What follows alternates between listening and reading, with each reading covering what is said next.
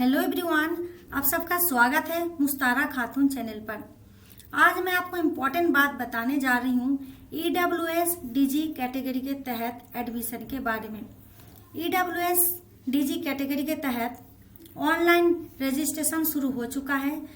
2021-22 session के लिए nursery, KG और क्लास फर्स्ट में एडमिशन के लिए प्राइवेट स्कूलों में एडमिशन होगा और यह पूरा EWS DG कैटेगरी के तहत अगर आप एडमिशन लेते हैं तो पूरा फ्री में एडमिशन होगा।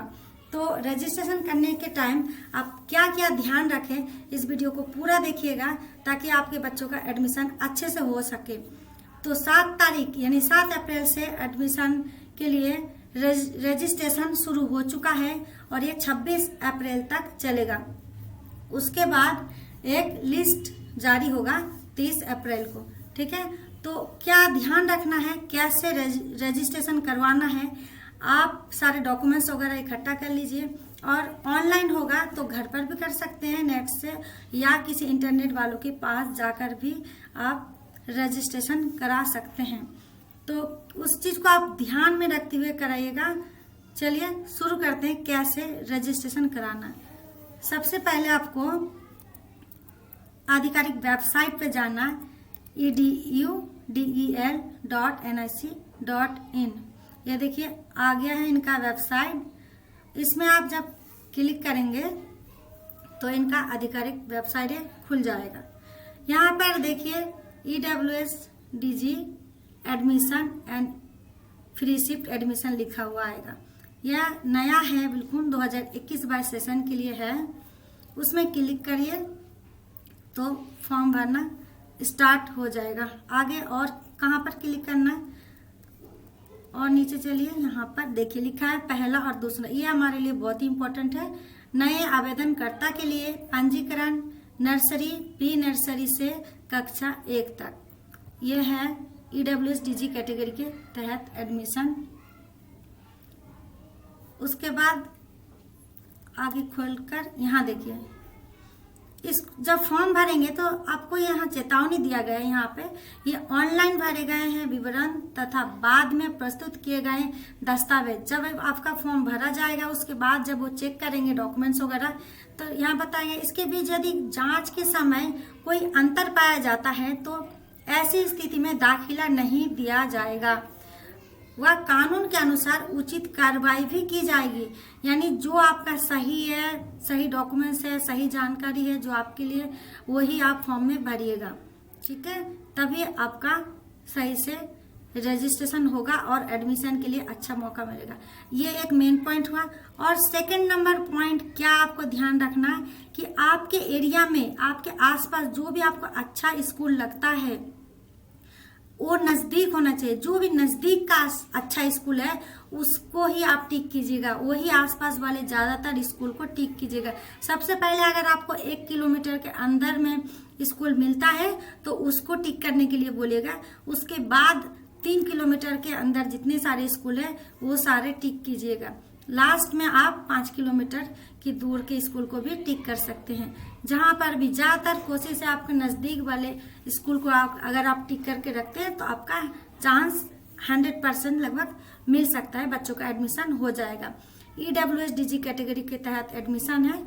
तो कैसे फॉर्म भरते हैं एक बार हम आपको डेमो देकर बता दे रहे हैं। जिन्होंने अभी तक फॉर्म नहीं भरा एक बार देख लीजिएगा। तो सेलेक्ट कीजिए, कक्षा सबसे पहले चुनना है। हाँ, और ये ध्यान रखना जहां पर ये स्टार दे रखा है, इस स्टार वाले जगह को भरना जरूरी है। यानी इसमें कुछ खाली नहीं छूटना चाहिए। जहां स्टार है इसका मतलब ये कंपलसरी है, इसको भरना जरूरी है। इस बॉक्स को ये सारे अच्छे से भरना है। तो कक्षा चुनेंगे, मान लीजिए आप नर्सरी में बच्चों का एडमिशन कराना आपको, तो नर्सरी को टिक करना है।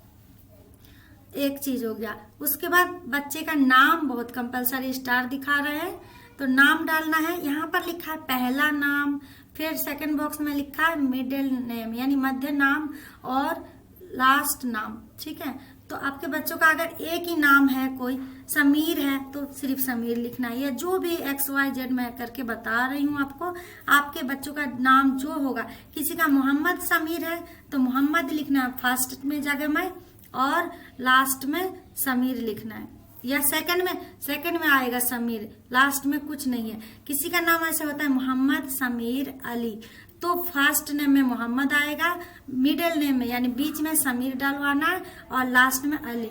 जिसका अली नहीं है या लास्ट का नाम नहीं है तो कोई बात नहीं, स्टार्टिंग पहला नाम है। इस तरह से जैसा नाम होगा उसी तरह से आप उसी बॉक्स को भरना। उसके बाद सबसे ज्यादा जरूरी बात मैं आपको बताने जा रही हूँ, मोबाइल नंबर ये बहुत ज्यादा मस्ट है। आप वही मोबाइल नंबर डालिएगा जो आपका वैलिड हो, जो चालू हो, जिसमें मैसेज आ सके, रजिस्ट्रेशन नंबर आ सके, वही नंबर दीजिएगा, तभी सही से एडमिशन हो सकेगा। गलत नंबर देने पे बहुत ही नुकसान हो सकता है, ठीक है। तो मोबाइल नंबर वही कंपलसरी है जो वैलिड है, जो चल रहा हो, चालू हो, ठीक है। और आपको याद रहना चाहिए, ये कंपलसरी मोबाइल नंबर देना ही पड़ेगा। याद करके जाइएगा, ये लिख के ले जाइएगा इंटरनेट तक। अगर आप फॉर्म भरने जा रहे हैं तो सही से मोबाइल नंबर, गलत नहीं होना चाहिए। जल्दबाजी नहीं कीजिएगा, आराम से फॉर्म भरिएगा। एक बार अगर आपके बच्चों का एडमिशन हो गया तो बहुत आगे क्लास तक फ्री में शिक्षा प्राप्त कर सकते हैं। RTE के तहत फ्री शिक्षा है। EWSDG कैटेगरी के तहत अगर एडमिशन हो गया प्राइवेट स्कूलों में, इसमें 75% सीट होता है जिनको फीस दिया जाता है, उनका एडमिशन हो जाता है। उसके बाद 25% सीट होती है जो आपका बिल्कुल फ्री में होता है।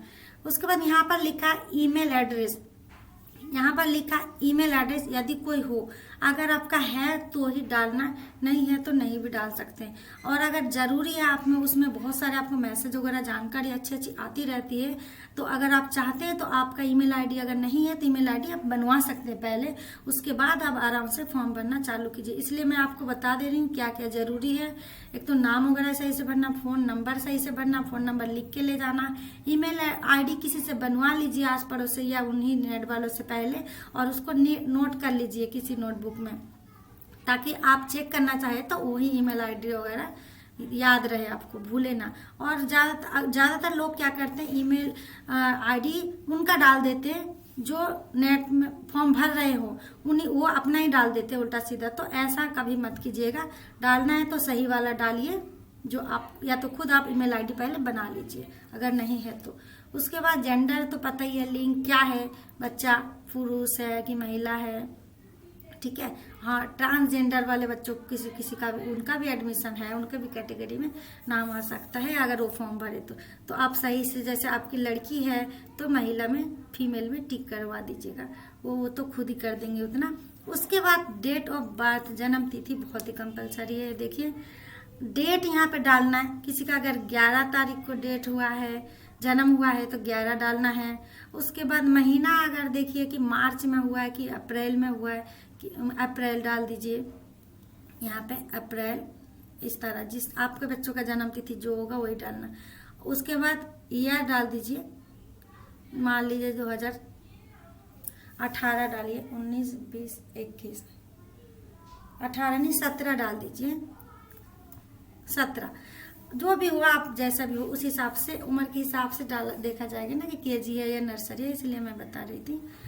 Proof of date of birth, जन्म तिथि का प्रमाण। अब चलिए इसमें आपके बच्चों का जन्म पत्री तो होगा ही, तो वही लगाइएगा।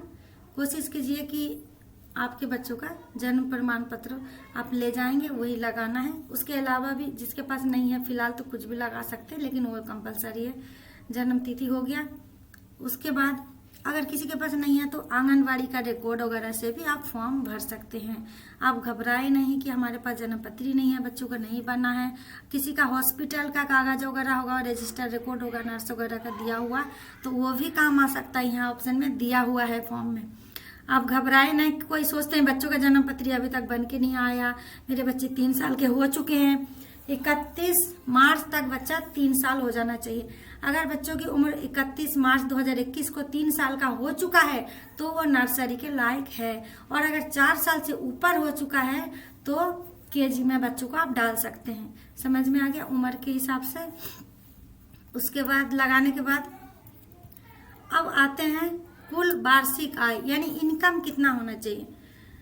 सभी स्रोतों से यानी कुछ भी काम कर रहे हैं बच्चों के माता पिता दोनों को मिलाकर साल का इनकम 1 लाख से कम होना चाहिए। आप यहाँ पर कुछ भी 90,000 या 95,000 साल का लिख सकते हैं, 80,000 जो भी है लिख सकते हैं। साल का इनकम है, 1 लाख से ऊपर डालेंगे तो इसका मतलब इस श्रेणी में आप नहीं आते हैं। उसके बाद कैटेगरी क्या है, दोनों में से एक कैटेगरी को आपको चुनना पड़ेगा। आवेदित वर्ग क्या है, ईडब्ल्यूएस में आप आ रहे हैं या डीजी। इसको भी मैं आपको बता दूं, जिसका इनकम 1 लाख से कम है वो ईडब्ल्यूएस कैटेगरी में आएंगे। और इनकम, हाँ, आपको इनकम सर्टिफिकेट भी यहाँ पर लगाना पड़ेगा। ईडब्ल्यूएस कैटेगरी का आय प्रमाण पत्र यानी इनकम प्रूफ बनवाना पड़ेगा, कहीं से भी आप जा करके बनवा सकते हैं। ये सारी चीज बनाने के बाद ही आपको फॉर्म भरने जाना है। उसके बाद ईडब्ल्यूएस प्रमाण पत्र जारी हो गया है या आवेदन किया गया है, ये चीज भी बताना है। अगर बना हुआ है, अगर किसी का बनने में देर हो रहा है और डेट निकला जा रहा है, अगर हाँ अप्लाइड फॉर यानी आवेदन किया गया है, जैसे आप बनाने के लिए दिया है और फॉर्म भरने की लास्ट डेट आ रही है तो आपको पहले फॉर्म भर देना है। आप बाद में भी लगा सकते हैं, कुछ दिनों का समय दिया जाएगा, ठीक है। तो ये नहीं कि अगर हमारा इनकम सर्टिफिकेट बन के आया नहीं तो अब हम फॉर्म नहीं भरें, इस चीज को आप मिस मत कीजिएगा। बहुत अच्छा अपॉर्चुनिटी है बच्चों की, फॉर्म जरूर भर दीजिएगा। मान लीजिए आप ईडब्ल्यूएस कैटेगरी में आते हैं तो इनकम सर्टिफिकेट लगाना ही पड़ेगा। लेकिन अगर नहीं बना है, जिसका ये बनाने में देर है, तो आप घबराए नहीं, बाद में भी बना के दे सकते हैं। बनाना चालू कर दीजिए या बनाना चालू करके फिर फॉर्म भरने जा सकते हैं, बाद में लगाया जाएगा।